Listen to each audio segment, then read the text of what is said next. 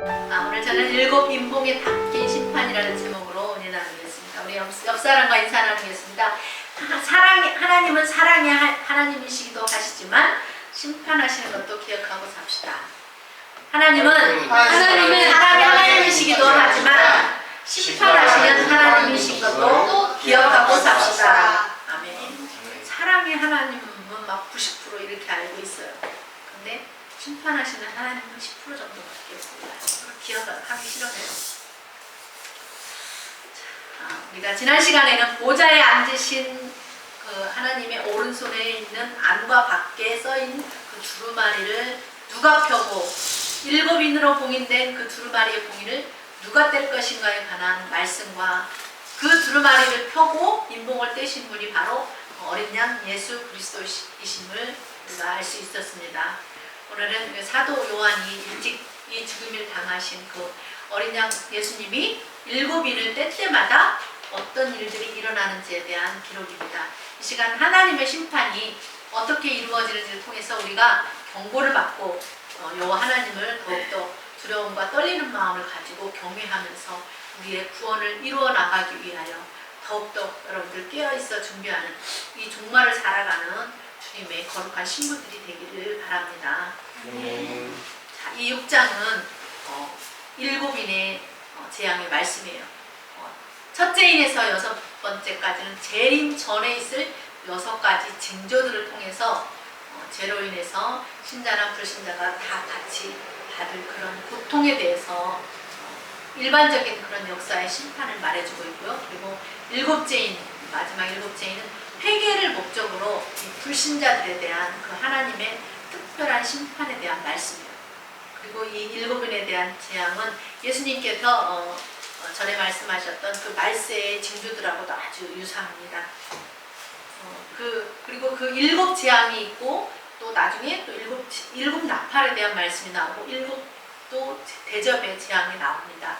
이렇게 삼중 환란이 모두 이 일곱 인에서부터 시작되고 있는 것을 알 수가 있어요. 분명한 것은 마지막 때 심판이 예비되어 있다는 거예요. 사람들은 심판을 생각하지 않고 살아요. 죽으면 그만이지 그렇게 생각하는데 죽음은 또 다른 새로운 생명의 시작이에요. 전도서에 보면 하나님은 모든 행위와 모든 은밀한 일을 선악간에 심판하신다고 말씀하고 있고요. 이사야 66장 10절에도 보면 여호와께서는 불과 칼로 모든 혈육에게 심판을 베푸신다고 했습니다. 노아의 시대는 물로 심판했잖아요. 근데 그 이후에는 불과 칼로 심판을 한다는 거예요. 또 베드로후서 3장 7절에도 보면 이제 하늘과 땅은 그 동일한 말씀으로 불사르기 위하여 간수하신 바 되었고 경건치 않은 사람들의 심판과 멸망의 날까지 보존해 주신 것입니다 말씀합니다. 그러므로 우리는 이 땅에 사는 동안에 가지 말씀을 잘 지키고 인내하면서 살아야 될 줄 믿습니다. 네. 그런데 여러분 보세요. 지금 이 세상에서 일어나고 있는 그런 일들이 오늘 이 계시록 6장에서 우리가 읽었던 이 말씀과 이렇게 클로즈업 되는 것을 볼 수가 있습니다. 우리가 지금까지 알고 있는 것처럼 여러 나라에 분쟁이 계속되어져 왔잖아요. 그리고 끊임없이 지금도 분쟁이 계속되어지고 또 역사는 전쟁의 그런 연속되는 그런 역사예요. 그래서 작게는 우리 사람들의 이 마음에서 전쟁이 있어요. 그리고 가족 간의 전쟁이 있고 또 정치 속에서 정쟁을 하고 또 종교와 이념으로 분쟁을 하고 나라와 나라 간에 무역 간에 전쟁을 하고 또 나라와 나라 간에 힘겨루기를 하는 패권 전쟁을 끊임없이 하고 있습니다. 정말로 제발 좀 이제 전쟁이나 싸움이 없는 그런 나라에서 살고 싶어요. 전쟁이 없는 평화한 나라는 하나님의 나라밖에 없어요. 이 세상은 계속 전쟁이 계속되어져요. 우리 개인이 천국 가야 이 전쟁에서 자유로워질 수가 있죠. 그래서 저는 빨리 천국 가고 싶은 거예요. 자, 두루마리를 받으신 어린 양 예수 그리스도께서 인을 떼시는데 내 말과 그 말을 탄 자들에 대한 환상이 나옵니다. 이 스가랴 선지자도 이렇게 내 말과 병거 환상을 보기도 했습니다. 자, 오늘은 이 일곱 인봉에 담긴 심판 중에 첫 번째로 예수님이 첫 번째 그 이를 떼실 때에 네 생물 중에 하나가, 네 생물의 이야기가 나왔었잖아요. 그 네 생물 중에 하나가 우레소리 같이 말을 한다는 거예요. 제가 그래서 집에서 우레소리를 어떻게 해야 되지? 집에서 이렇게 막 연습을 해봤었어요. 근데 잘 안 돼요. 우레소리가 어떤 소리일까요? 그 네 생물 중에 하나가 오라! 이렇게 하든지 뭐 이렇게 어떻게 하겠죠? 굉장히 큰 소리로 오라! 하니까 흰말이 있었는데 그 흰말을 탄 자가 나오는 거예요. 그런데 그 흰말을 탄 자가 활을 가지고 있고 머리에는 멸관을 받아서 나가서 이기고 또 이기려고 하더라라고 말씀합니다. 여러분, 이 계시록에 나오는 이 심판은 이 하나님의 백성들에 대한 심판이 아니라 하나님의 원수 세상과 사탄에 대한 원수, 사탄과 세상에 대한 그런 심판이에요. 그런데 이 세상에 대한 심판은 교회들에게 있어서는 반대로 뭐냐? 구원이에요, 구원. 이렇게 심판과 구원은 직면의 양면과도 같아요. 그렇기 때문에 우리 성도들은 이러한 심판을 두려워할 필요가 없습니다. 우리 하나님께서 이미도 지키시고 보호하시고 우리를 안전하게 한 후에 심판이 이루어지잖아요. 자, 첫 번째 이를 떼실 때 장면을 보세요. 네 생물 중에 하나가 우레소리 같은 소리로 오라고 말하니까, 오라 말하니까 흰말이 나오고 흰말을 탄 자가 활을 가지고. 자, 상상을 해보세요. 머리에 멸관 같은 모습. 자, 여기 그림 한번 보세요. 나오죠? 자, 이런 모습은 전쟁을 그런 상징하는 모습이죠. 그리고 이 활과 이 말은 전쟁을 위한 그런 도구들이에요. 여기서 흰말을 탄 자가 나오는데 이 흰말은 승리를 상징합니다. 고대 시대에 이렇게 전쟁을 해서 말을 타고 전쟁을 하잖아요. 그럴 때 그 전쟁에서 이긴 나라의 왕은 흰말을 타고 승리의 계승가를 부르고 흰말을 타고 막 이렇게 나온다고 합니다. 자, 그래서 흰말은 승리를 상징하죠.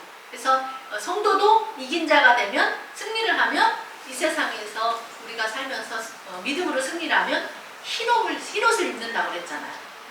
그러니까 세상에 속한 자, 마귀를 예수님이 십자가로 승리를 쟁취했기 때문에 이기고 또 이길 수밖에 없는 거죠. 그래서 인처제에서 봉해진 그 두루마리를 펴고 그 인을 떼기에 합당하신 어린 양 예수 그리스도께서 이 보좌에 앉아 계신 분으로부터 그 두루마리의 인을 뗄 수 있는 권세를 받았기 때문에 심판의 권세가 예수님의 손에 들려집니다. 요한복음 3장 17절에 보면 하나님이 그 아들을 세상에 보내신 것은 세상을 심판하려는 것이 아니라 저로 말미암아 세상이 구원을 받게 하려 함이라 했어요. 그런데 아들을 믿지 않는 자들에게는 그 아들을 믿지 않는 세상 나라를 전쟁을 통해서 심판하는 거죠. 아직도 이 세상을 구원하러 오신 그 어린 양 예수 그리스도를 믿지 않는 자는 심판받습니다.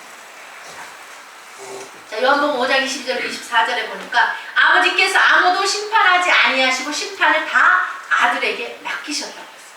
자, 이런 모든 사람으로 아버지를 공경하는 것 같이 아들을 공경하게 하려 하십니다. 아들을 공경하지 아니하는 자는 그를 보내신 아버지도 공경하지 아니하느니라. 내가 진실로 너희에게 이르노니 내 말을 듣고 또 나 보내신 이를 믿는 자는 영생을 이미 얻었고 심판에 이르지 아니하나니 사망에서 생명으로 옮겼느니라. 아멘? 아멘. 우리는 이미 사망에서 생명으로 옮긴 자들이에요. 하나님이 심판의 권한을 누구에게? 예수님께 주셨어요. 할렐루야. 그래서 심판자가 되신 그 주님이 지금도 여전히 문 밖에 서서 너의 마음문을 열고 내가 들어갈 수 있도록 마음문을 열어라 하고 우리 마음문 밖에서 기다리고 계시다는 거예요. 근데 사람들이 마음문을 열지 않아요. 아직도 때는 늦지 않았어요. 그러면 마음문을 활짝 열고 주님을 모셔야 돼요. 아멘. 주님 내게 들어오셔서 내 마음의 주인 되어주시고 나를 다스려주시고 나를 이끌어주시고 인도해주시고 보여주시고 함께해주세요라고. 그것이 주님을 영접하는 거죠. 그럼에도 불구하고 주님을 영접하지 않는 자에게 남아있는 건 뭐예요? 심판이 남아요. 자, 이렇게 첫째 인을 떼실 때 흰말이 나온 이거는 전쟁을 위하여서 흰말이 준비되어 있다는 거죠. 우리 하나님은 세상을 사랑하십니다. 하나님은 전쟁도 심판도 원하지 않아요. 하나님은 한 사람도 죽는 것을 원하지 않는다 그랬어요. 한 사람도 지옥 가는 것을 원하지 않는 것이 우리 하나님 아버지의 마음이에요. 왜요? 하나님이 모든 생명을 지으셨고 하나님이 사랑하시기 때문에 당신의 그 생명을 부어 넣어 주셨기 때문에, 뿐만 아니라 독생자 예수 그리스도를 죄인들을 살리기 위해서 그 생명을 내어 주기까지 사랑하셨잖아요. 하나님의 그 크신 그 사랑의 깊이와 높이와 넓이와 길이를 알지 못하는 사람은, 하나님은 전쟁을 좋아하고 사람을 죽이기를 좋아하는 그런 분으로 오해하기가 쉽습니다. 그러나 우리 하나님은 인생 그 어느 누구에게도 비교할 수 없으리만치 죄 많은 인생까지도 사랑하시는 사랑의 하나님이십니다. 그래서 우리가 알 것은 우리 하나님은 사랑의 하나님이시기도 하지만 하나님이 말씀하신 대로 살지 않고 하나님의 법을 어긴 불의하고 죄를 짓는 악한 사람들을 반드시 심판하시는 심판주라는 것도 알아야 된다는 거예요. 우리 하나님께서는 수천 년 동안 인생들을 지켜보셨어요. 그리고 그들을 잘못을 해도 용서해 주셨고, 우리 연약한 인생들을 이해해 주셨고, 우리를 구원해 주시고 도와주시고 참고 기다려 주시고 사랑을 한없이 베풀어 주셨어요. 우리를 정말 너무너무 연약한 인생이라고 이해해 줬어요. 우리를 품어주시고, 그럼에도 불구하고 그런 하나님의 은혜를 거절하고 하나님을 떠나고 배반하고 말씀에 불순종하고 사는 그런 세상 사람들에게 하나님이 정하신 법대로 인생들을 심판하신다는 것을 우리가 깊이 생각하고 기억하고 잊어서는 안 되는 거예요. 그럼에도 불구하고 하나님 말씀을 어기고 불순종한 인생들을 하나님이 어떻게 심판하는가? 하나님은 각 나라를 통해서 심판하는 것을 알 수가 있어요. 강한 나라를, 더 강한 나라를 일으키셔서 심판하십니다. 지금 러시아와 우크라이나 전쟁을 통해서 우리가 보았던 것은, 이 전쟁은 평화와 안정을 깨뜨리고 불안과 공포 속에 살게 한다는 걸 우리가 볼 수가 있습니다. 그 우크라이나 사람들이 얼마나 공포스럽고 얼마나 무섭겠어요. 그 어떤 분의 일기 그것으로 나왔었잖아요. 어느 순간에 러시아에서 쏜 그런 포가 우리가 사는 건물에 떨어질지 모르는 거잖아요. 마음의 평화도 없고 나라의 평화도 없어요. 정말 평안했던 나라의 안정을 깨뜨려 버렸잖아요. 그렇기 때문에 우리가 전쟁이 없는 평화한 나라에 살기를 원한다면, 그런 나라를 원한다면 우리가 하나님의 그 살아계심을 인정을 하고 하나님을 두렵고 떨림으로 섬기는 경외하는 그런 삶을 살아야 돼요. 우리 하나님은 어떤 하나님이냐? 나는 빛도 짓고 어둠도 창조하고 평안도 짓고 환난도 창조한다고 그랬어요. 그 일을 행하는 자는 여호와니라 그랬어요. 하나님이 평안도 짓고 환난도 창조하는 거예요. 모든 주권이가 하나님 손에 다 있는 거죠. 하나님은 이스라엘 백성들이, 택한 그 이스라엘 백성들이 하나님 말씀에 순종할 때마다, 불순종할 때마다 전쟁을 예배하셨잖아요. 그래서 주변 나라들을 통해서 그 징계의 회초리로 사용하셨던 것을 우리는 성경을 통해서 너무나 잘 알고 있지 않습니까?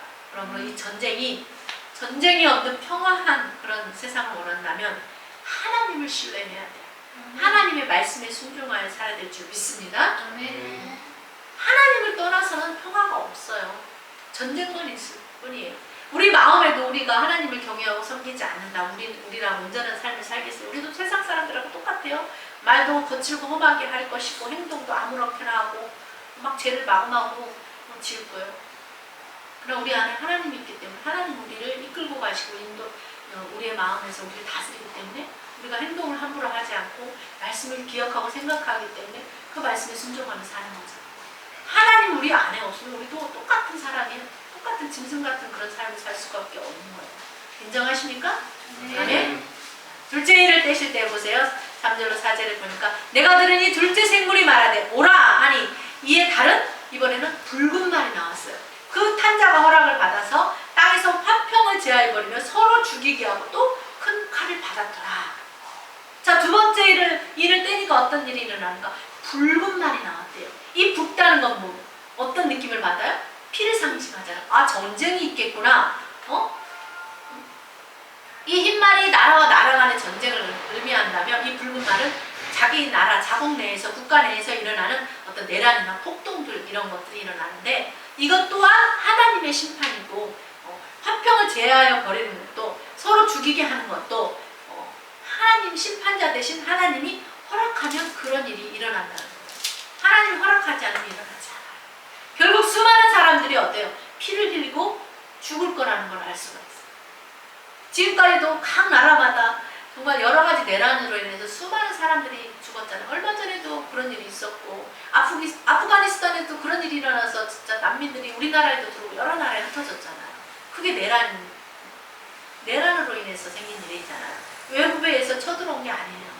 결국 이 나라도 하나님이 각 나라마다 평화를 제하여 버리면 우리나라에서도 광주 사태와 같은 서로 죽이는 일이 일어날 수가 있는 거예요.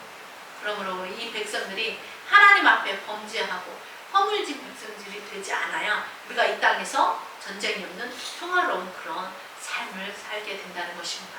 자, 세 번째 이를 때에 한번 5절 6절 봅니다. 내가 들으니 셋째 생물이 말하되 오라 하기로 내가 보니 이번에는 검은 말이 나오는데, 자, 저 검은 말 보여주세요. 검은 말이 나오는데 그 탄자가 손에 뭘 가지고 있대요? 저울을 가지고 있대요. 저울. 자, 네 생물 사이로부터 나는 듯한 음성을 들으니 한 데나리온의 밀 한 대요, 한 데나리온의 보리 석 대로다. 또 감람류와 포도주를 해치지 마라, 이렇게 말씀하는 소리를 들었어요. 자, 여기서 한 데나리온이라는 것은 당시 노동자의 하루의 품삯입니다. 저울을 생각하면 옛날에는 어때요? 물건을 단위를 달아서 재어줄 때 항상 저울을 사용했잖아요. 지금은 전자저울을 사용하지만 저희가 어릴 때만 해도 이렇게 추가 달린 저울을 사용해서 무게를 달아서 이렇게 팔았단 말이에요. 자, 그런데 이 한 데나리온이 노동자의 하루 품삯에 해당하는데 오늘날의 노동자의 품삯은 하루에 최하 10만원에서 15만원 정도 합니다. 자, 근데 한 데나리온으로 밀 한 대밖에 살 수가 없다는 거예요. 그러니까 밀 한 대 값이, 요만한 한 대 값이 10만원 이상이니까 밀 한 대 사서 4인 식구 한 끼가 먹고 나면 없는 거예요.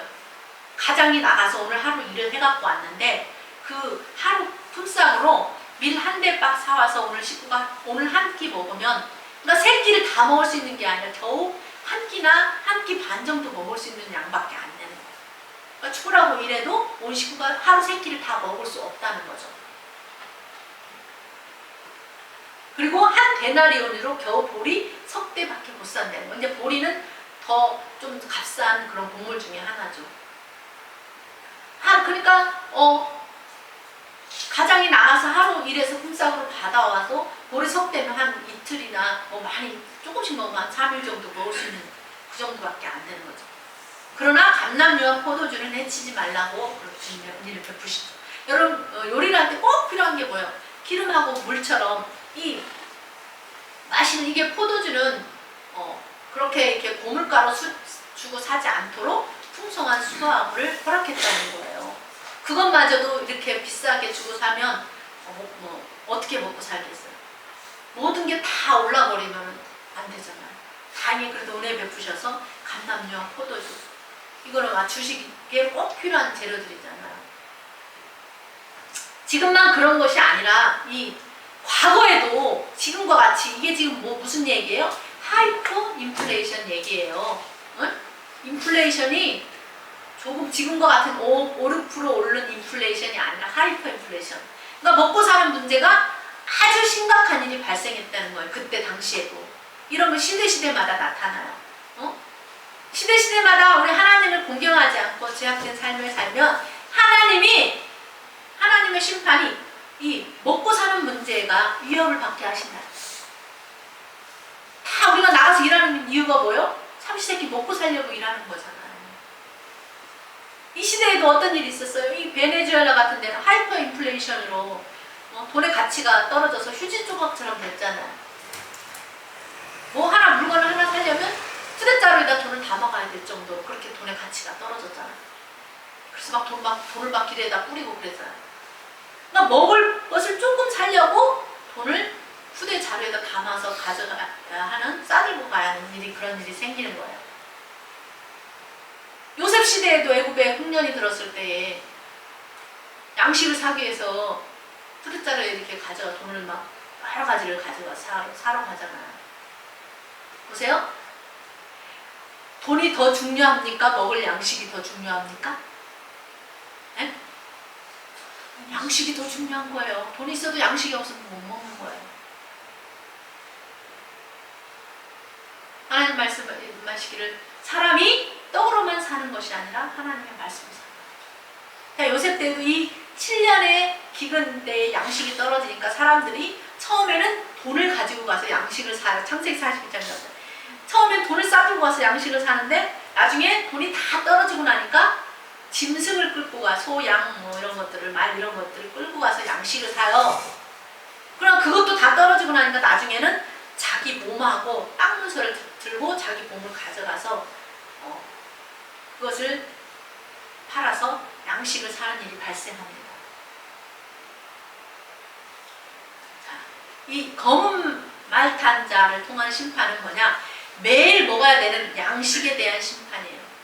그래서 고물가 속에서 사람들이 힘들게 살 때가 있을 거라는 거예요. 지금 그 시대를 만났잖아요. 지금 이 계시록 6장을 쭉 찬찬히 읽어보면 지금 시대와 이렇게 클로즈돼요. 이거 누가 하는 일이에요? 우리 어린 양 예수 그리스도께서 세상에 속한 자들을 심판하시는 방법이에요. 하나님보다 돈을 더 사랑하고 돈을 더 의지하고 하나님 없는 자처럼 그렇게 사는 거예요. 요즘 우리나라 마트에도요. 제가 며칠 전에 나가봤는데 물가가 너무 올라가서 예전에 그 가격을 생각하면 선뜻 그 물건을 집어서 사기가 겁날 정도로 물가가 너무 많이 올랐어요. 한 3배 정도 올랐어요. 지금 현재. 앞으로 또 얼마나 더 오를지 두려워요. 물가가 오르면 서민들이 살기가 더 팍팍해질 수밖에 없죠. 왜 서민들은 돈 그나마 더 없으니까 돈이. 그러나 그런 가운데서도 여러분들 깨어있는 자는 이 위기를 잘 준비함으로써 이겨낼 수가 있어요. 여러분들은 이런 시대를 맞이하면서 어떤 생각을 가지세요? 어떻게 할 것인가라고 지금 어떤 생각을 가지세요? 뭔가 마음의 생각들이 있어야 돼요. 고민도 해봐야 되고 나는 이 시대에 어떻게 해야 될까? 어떻게 준비하고 이 위기를 맞지 않아야 될지 여러분들 깊이 생각하고 심각하게 생각해야 돼요. 여러분들 소비를 잘 지출을 잘 통제하고 관리해야 됩니다.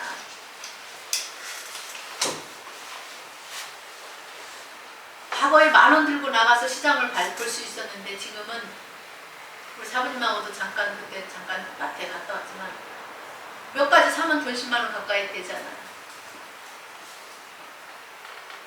10만원 쓰기가 너무 쉬운 거예요. 여러분, 이 하나님의 검은만 심판이 시작되었습니다. 여러분의 소비 습관을 잘 관리해서 어려움을 만나지 않도록 대비하시기 바랍니다. 그것이 지혜예요. 그것이 그리스도인들이 성경을 보고 때를 보고 지혜롭게 준비하고 살으라고 이 성경 말씀을 주신 거잖아요. 세상 사람들이 이 성경을 읽지 않으니까 어떻게 돌아가는지 몰라요. 그냥 예전에도 이런 일이 있었으니까 뭐 어떻게 되겠지 막연하게. 근데 우리는 성경을 읽잖아요. 시대마다 그 시대를 보고 판단하면서 준비하고 대비할 수가 있는 거예요. 이 말씀을 무시하고 그냥 지나간다면 그런 사람은 준비되지 않은 그런 위기를 맞이하게 되겠죠. 우리에게 깨어있어 준비하라고 이 말씀 주신 거 아니겠어요? 자, 4번째 인을 떼실 때 어떤 일이 있나? 4번째 생물의 음성을 들으니 오라 하기로 내가 보매 이번에는 청황색 말이 나오는데 그 탄자의 이름은 사망이니 음부가 그 뒤를 따르더라. 그들의 땅 4분의 1의 권세를 얻어 검과 흉년과 사망과 땅의 짐승들로서 죽이더라. 이 청황색 말은 누르스름하고 푸르스름한, 그러니까 시체의 색깔, 사람이 죽으면 약간 누르스름하면서 푸르스름한 그런 색깔이 나나봐요. 그런 청황색 말을 탄 자의 이름을 사망이라고 해서 사망. 그러니까 이 청황색 말을 탄 자의 임무는 뭐예요? 죽게 만드는 일을 하는데 어떤 방법으로 죽게 하는가? 자, 보니까 여기서 검이 나오죠. 검은 전쟁을 상징해요. 전쟁. 자, 그다음 흉년은 기근을, 그리고 사망은 죽음을, 그리고 또 땅의 짐승으로 죽게 한다. 자, 전쟁 후에는 뭐가 올까요? 기근이 옵니다. 기근. 자, 기근과 더불어서 전쟁도 힘들어 죽겠는데 기근이 와서 먹고 살기가 너무 힘들어요. 우리나라도 전쟁 이후에 얼마나 찢어지게 가난하게 살았어요. 배고픔의 그 시절들을 우리 어르신들이 겪었잖아요. 거기다 근데 먹고 살기도 힘들어 죽겠는데 거기다 전염병까지 겹쳐서 와요. 삼재가 막 겹치는 거예요. 그리고 그래서 그런 것들로 인해서 전쟁과 기근과 전염병으로 땅에 4분의 1 사람들이 죽게 됩니다. 엄청난 인재죠.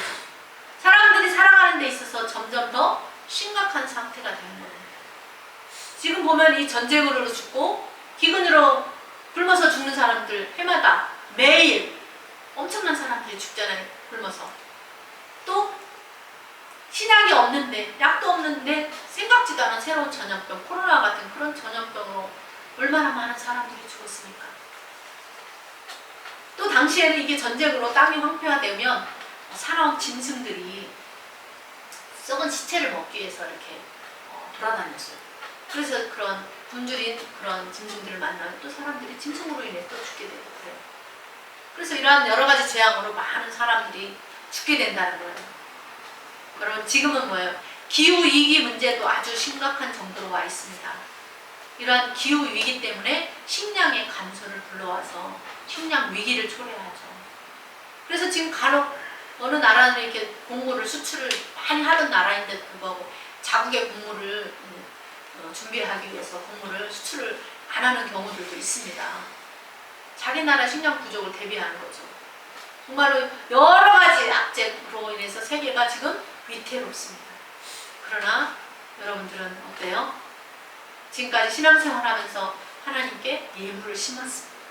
심지 않은 데서는 거둘 수가 없다고 그랬어요.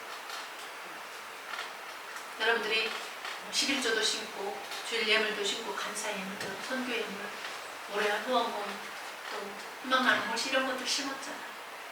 그것들이 우리가 어려움을 만났을 때 하나님께서 우리에게 어려움을 만나지 않도록 축복해 주시는 근거가 될 수 있는 거예요. 그렇기 때문에 여러분들 땅의 삶을 위해서 물질도 잘 심어야 되는 거예요. 심지 않은 데서 거둘 수 없는 거예요. 하나님이 심었기 때문에 여러분들 어려움을 만나지 않도록 시시때때로 도와줄 수 있는 것입니다.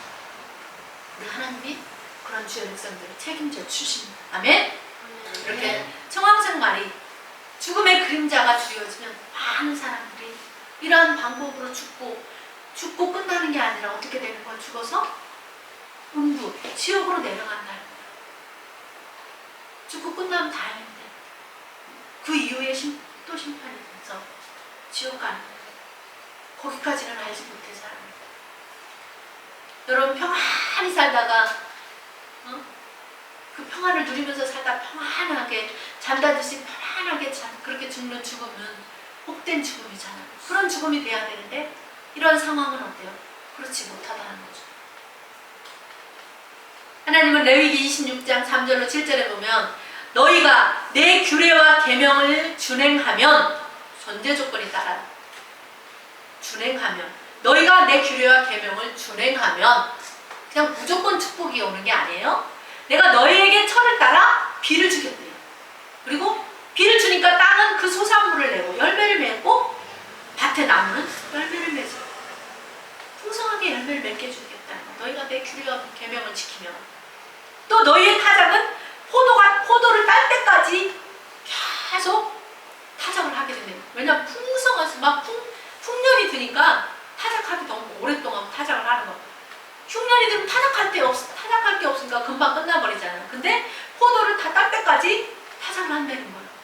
그리고 너희의 포도 따는 것은 파종할 때까지 미치리니 이 포도가 열매가 맺히고 또 맺히고 또 맺혀서 다음 포도가 또 이 파종할 때까지도 포도 수확을 계속한다는 거예요. 그러니까 얼마나 큰 축복이에요. 또 너희가 음식을 배불리 먹고 너희 땅에 안전하게 살게 해주겠대. 너희가 내 규례와 계명을 지켜 준행하며 또 그 땅에 내가 평화를 주겠대요. 전쟁이 없는 평화한 나라. 그리고 너희가 누워서 잠을 잘 때 두렵게 할 자가 없게 해주겠다는 거야. 잠을 잘 자야 되는데 전쟁의 공포, 위협이 있으면 어떻게 평안하게 잠을 자겠어요. 그게 없게 해주겠대요. 그리고 사나운 짐승을 그 땅에서 제해주고 칼에 너희 땅에 두루 행하지 아니할 것이며 너희 원수들을 쫓으리니 그들이 너희 앞에서 칼에 엎드러질 것이요 라고 약속합니다. 또 26장 14절로 16절에 또 말씀합니다. 그러나 반대로 그러나 너희가 내게 청종하지 아니한 이 모든 명령을 준행하지 아니하면 내 규례를 멸시하며 내 마음의 내 법도를 싫어하여 내 모든 계명을 준행하지 아니하며 내 언약을 배반하면 내가 이같이 너희에게 행하리니 곧 내가 너희에게 놀라운 재앙을 보내겠대. 어떤 재앙? 폐병과 열병으로 눈이 어둡고 생명이 쇠약하게 만들어버리고 너희가 파종한 것은 다 헛되게 만들어버리겠대요. 그리고 너희가 그나마 파종했던 그것을 너희 대적이 와서 빼앗아갈 거라는 거예요. 우리 사사기에서도 그런 일이 있었잖아요. 자, 또 레위기 26장 25절 29절에도 보면 내가 칼을 너희에게로 가져다가 언약을 어긴 원수를 갚겠대요. 심판하겠대요. 내가 너희가 성읍에 모일지라도 너희 중에 연병을 보내고 너희를 대적의 손에 넘겨버릴 것이고 내가 너희가 우리 안에 양식을 끊어버릴 때에 열 여인이 한 화덕에서 너희 떡을 부어 저울에 달아주리니 너희가 먹어도 배부르지 아니하리라. 10명이 와서 한 화덕에서 떡을 부어먹는 걸 나눠서 가져가니 그 조금을 먹은들 배가 배부르지 않는 거예요. 먹은 것 같지가 않다는 거야. 그렇게 해버리겠다는 거예요. 여러분 배고픈 인생 안 살려면 어떻게 해야 돼요? 하나님 말씀 계명을 준행하고 준행은 뭐예요? 그대로 행하는 거를 준행이라고. 여기 기록된 말씀대로 하나님 우리에게 약속하신 말씀대로 그대로 행하고 살면 하나님이 먹고 사는 문제를 어떻게 해요? 책임져 주겠다는 거예요. 아멘. 여러분이 나가서 죽으라고 이러면서 먹고 살 거예요. 하나님이 그냥 시시때때로 공급해 주시면서 편하게 먹고 살 거예요. 여러분 선택하세요. 하나님 말씀 순종하고 계명대로 살면 하나님께서 모든 일이 순종하게 잘 되게 하는 거예요. 죽으라고 이라고만 그렇게 안 해도. 여러분들이 지혜롭게 판단해서 선택하시기 바랍니다. 또 너희가 이같이 될지라도 내게 청종하지 그렇게 정말 되는데도 불구하고 너희가 내 말을 청종하지 않고 나를 대항하면 내가 하나님도 진노로 너희를 대항하되 너희 죄로 말미암아 7배나 더 징벌을 하겠대요. 그 정도 했으면 깨닫고 돌아와서 하나님 말씀대로 순종하고 살아야 되는데 대항하고 하나님께 돌이키지 않으면 몇 배나요? 7배나. 지금도 먹고 살기 힘들어 죽겠는데 더 힘들게 산다는 거예요. 그래서 어때요? 나중에는 아들의 살을 먹을 것이요 딸의 살을 먹을 것이요. 먹을 것이 없으니까 자기 자식을 잡아먹는 거예요. 성경에도 그런 이야기가 있잖아요. 전쟁 가운데 먹을 게 없어 성이 포위돼서 나가서 뭐 양식을 못 구해요. 그러니까 오늘은 너네 아들을 잡아먹자. 그리고 내일은 너네 아들을 잡아먹자. 우리 아들 잡아먹자. 이런 식으로 막 그런 이야기 나오잖아요. 여러분 하나님의 규례와 명령을 듣고도 순종하면 축복하겠다고 축복을 약속하셨는데 사람들이 하나님 말씀을 듣고도 그렇게 살지 않기 때문에 그때나 지금이나 이런 재난들이 계속해서 일어나는 거예요. 이런 재난들을 보고도 깨닫지 못해요. 이런 모든 재난은 누가 주관해요?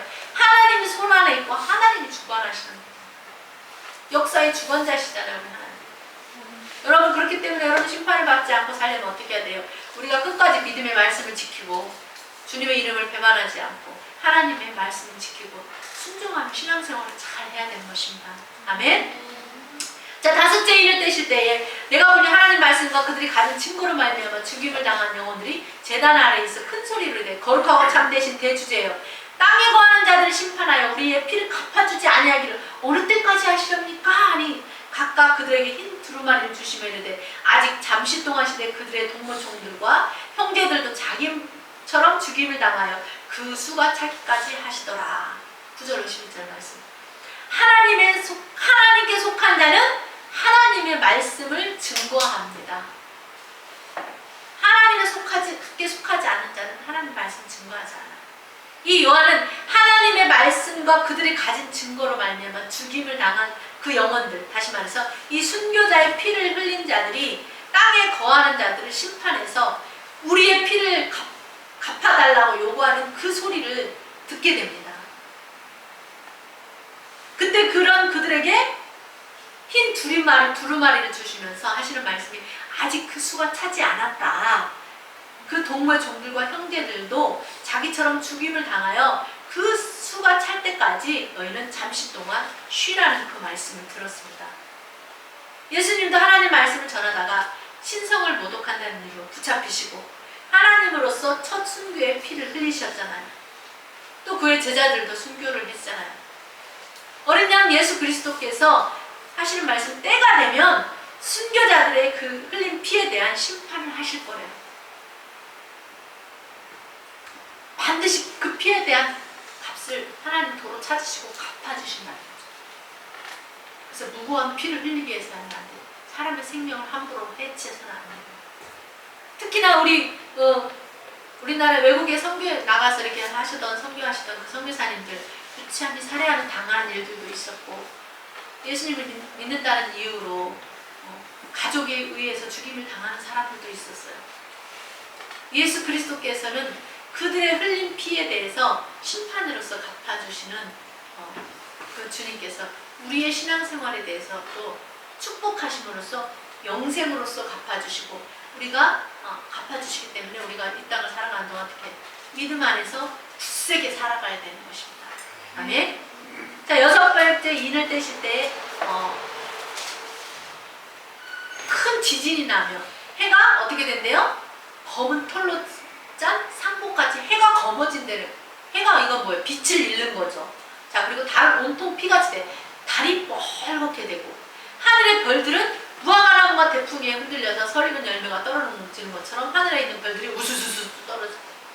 그리고 하늘은 두루마리가 말리는 것처럼 떠나가고 각 산과 섬이 제자리에서 옮겨지게 되면 땅의 임금들과 왕족과 장군들과 부자들과 강한 자들과 모든 종들과 자연이 불과 산들의 바위 틈에 숨어 산들과 바위에게 말하되 우리 위에 떨어져서 보좌에 앉으시니 얼굴에서와 그 어린 양의 진노에서 우리를 가리라. 그들의 진노의 날이 큰 날이 이르렀으니 누가 능히 서리요.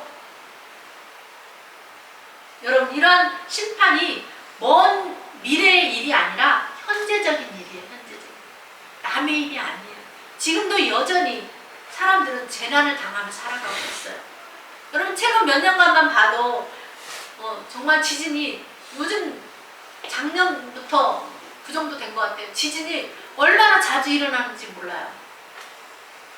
강도가 막 강도 6이 넘는 그런 지진들이 계속 발생하고 있습니다. 여러분, 이 여섯 번째 재앙은 이 강도가 더욱더 참혹해요. 해도 달도 별도 징조들을 보인다는 거예요. 지진이나 이 화산폭탄 이런 것들로 인해서 산도 섬도 옮겨질 정도로 큰 힘이 작용된다는 거죠. 이 여섯째 인의 그 심판 때 모든 계층의 사람들이 두려워서 떨 정도로 그 심판의 강도가 굉장히 강한 것입니다. 여러분, 심판 때에는 돈도, 명예도, 권세도, 권력도 다 소용이 없는 거예요. 그런 것에 너무 연연하지 마세요. 자기 생명도 지금 자기 생명의 안전도 보장을 받지 못하는데 그런 게 무슨 필요가 있겠어요. 그런 것에 너무 욕심부리지 마세요. 사람들이 이런 재난을 당하면, 여러 가지 재난을 당하면 이런 것을 피하기 위해서 소돔과 고모라 성이 멸망할 때 너희들 산으로 도망하라고 그랬잖아. 그거 나오잖아. 산으로, 옆에 있는 작은 산으로 도망하자. 사람들이 산과 바위 틈에 숨어서 보좌 위에 앉으신 이와 어린 양의 진노가 두려워서 이 산이나 바위가 자신들을 확 덮쳐서 차라리 그렇게 죽어버렸으면 좋겠다고 말하는 거예요. 왜요? 보좌에 앉으신 이와 어린 양의 진노가 너무 크기 때문에 두려워서 차라리 그 자신들을 그렇게 산이나 바위가 덮쳐서 그 하나님의 진노를 보지 않았으면 좋겠다. 그러니까 얼마나 두려워요. 하나님의 진노가 그날이 되면 얼마나 하나님의 그 위력과 그 힘과 능력과 권세로서 얼마나 혁혁한 위력으로 땅을 진동시키는 것이고, 이러한 큰 날이 이르면 죽음도 그들을 능히 피하지 못하는 거예요. 이들은 죽기를 바랬잖아요. 그렇게 죽기를 바랬는데 그 죽음도 피하에 가서 하나님의 진노를 결국에 당하고 만다는 거죠. 여러분, 사람 모두 다 반드시 한 번은 죽습니다. 그리고 죽은 후에 끝나는 것이 아니라 그 영혼은 죽은 후에 하나님의 심판대 앞에 서게 됩니다. 그러나 하나님을 믿는 우리는 심판을 받지 않는다고 약속해 주셨어요. 할렐루야. 그러므로 여러분 그거 하나만으로도 우리는 늘 감사하며 살아야 돼요. 뭐 불평불만할 것도 없어요. 그냥 콧노래가 흘러나와야 돼요. 우리가 예수님 처음 만나면 그냥 이 발이 둥둥 떠다니는 것처럼 주님을 찬양하는 그렇게 걸어다니는 것처럼 우리 영혼이 그렇게 기쁨으로 충만해져야 돼요. 우리를 죽음에서 건져주시고 이 멸망 가운데서 재앙 가운데서 재난 가운데서 건져주신 그 주님은 날마다 찬양으로서 하나님께 영광 돌리고 사망에서 생명으로 옮긴 자의 그런 반듯한 삶을 살아가야 될 줄 믿습니다. 여러분 우리가 오늘 이 네 가지 내 말과 그 말탄 자들에 대해서 살펴보았습니다. 이 땅에는 전쟁과 기근과 이 질병과 죽음을 가져오는 이런 일들이 일어나고 있습니다. 우리는 이런 것을 통해서 예수 그리스도께서 이 세상의 역사를 주관하시고 심판을 행하시고 그것을 다 주관하시는 분이시라는 걸 알 수가 있습니다. 예수님은 하나님의 그 창조사에 함께 하셨던 분이에요. 또 죄인된 온 인류를 구하기 위해서 이 땅에 오셔서 십자가에 죽으셨어요. 그리고 그 예수님이 하나님 우편 보좌에서 역사의 주관자로서 심판자로서 이 세상을 다스리고 계시고 앞으로 있을 재림의 때를 준비하고 성도들을 맞을 준비를 하고 계십니다. 그러므로 우리는 이 세상 역사 속에서 들어와서 계셔서 일하시는 다스리시는 역사하시는 그 예수님을 우리가 바로 알고 우리의 신앙과 우리의 삶을 바르고 온전하게 하며 살아갈 때 하나님 말씀 계명과 규례의 윤례들을 지켜서 살 때 그때 비로소 평안하고 안전하게 주님과 함께 행복한 동행을 할 수가 있는 것입니다. 하나님의 뜻대로 살지 않고 순종하지 않고 사는 자에게는 화와 저주가 임하고 재앙이 따르는 것입니다. 그러므로 주의 은혜를 받은 구원받은 여러분 우리가 어떻게 어떠한 삶을 마땅하게 살아야 되겠습니까? 여러분 예배생활, 기도생활, 말씀생활을 끊임없이 꾸준하게 여러분들 집에서도 개인적으로 또 하시기 바랍니다. 여러분 스스로 힘과 능력을 기도해야 돼요. 자립할 수 있는 목사님이 안 계셔도 스스로 기도생활하고 말씀하고 예배생활하고 성경 보는 이런 생활을 꾸준히 할 수 있는 힘과 능력을 길러야 돼요. 우리가 우리 몸을 튼튼하게 하기 위해서 운동을 하는 것처럼 매일 그러한 삶을 살 때 여러분들이 목사님이 안 계실 때 여러분이 어른이 되어서 자녀를 또 기르고 양육할 때 또 나와 같은 그런 신앙인의 나이 신앙을 물려주려면 여러분 스스로가 이제는 스스로 자립해야 돼요. 힘과 능력을 갖춰야 돼요. 언제까지나 해야지 기도해야지 말씀 봐야지 그렇지 않고 행하지 않고 그렇게 말만 하면 아무 소용이 없는 거예요. 오늘부터 당장 돌아가서 여러분들 말씀 늘 가까이 하고 늘 주님과 대화하세요. 저는 집안일 하면서도 주님과 대화해요. 꼭 여기 나와서 또 하는 것도 중요하지만 여러분 일상 속에서 무시로 주님과 대화해요. 물어보고 얘기하고 그 시간들이 얼마나 주님이 기뻐하시고 주님과 대화하다가 막 누워서 이렇게 막 잠자기 전에 얘기하다가 제 영이 주님을 만나서 막 대화를 하니까 좋아가지고 막 웃잖아요. 사모님은 아마 가끔 느낄 거예요. 제가 옆에서 자다가 갑자기 팍 웃잖아요. 막 저는 누워서 대화를 하거든요. 그러면 서로 좋으면 웃는 거잖아요. 그러면 언제까지나 듣기만 하면은 무엇하겠느냐 했어요. 주님. 듣기만 하고 행하지 않고 그것이 내 삶으로 나타나지 않고 삶으로 열매가 안 맺혀지면 무엇하겠느냐 아무 소용이 없다는 거예요. 여기 와서 맨날 예배만 드리면 무엇하겠어요. 여러분 스스로 이제 자립을 하세요. 간절히 여러분에게 부탁드립니다. 저도 여러분들을 지켜보고 있습니다. 여러분들이 어떻게 하는지 저를 실망시키지 마세요. 그리고 또 주님이 여러분들을 지켜보고 계세요. 우리 주님을 실망시키지 마세요.